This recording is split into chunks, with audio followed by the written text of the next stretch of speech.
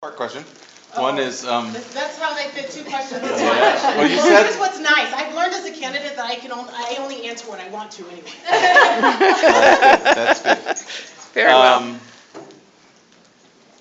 How has being a mayor prepared you to serve in Congress, and how has the Tea Party movement affected your candidacy?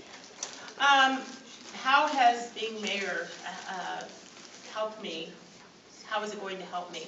One is it's not rocket science. We approve a budget, and we live within our means. So in other words, I can't imagine how we would run a country without a budget.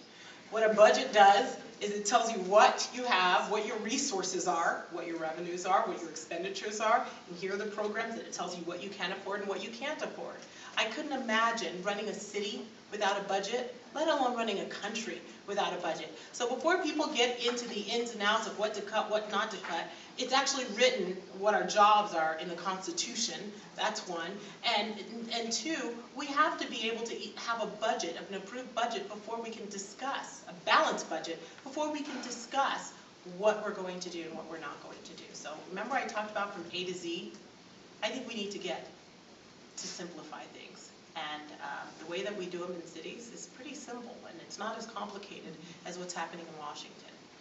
Also, one of the things that I wanted to say is that one thing that I've realized in the 10 years that I've been mayor, I've never dealt with a Republican-Democrat issue.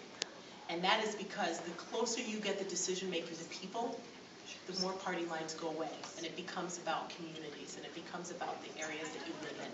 And so my job, if there's anything that I can do to Washington, if there's one thing I can accomplish, that is to get the decision making as close to people as possible.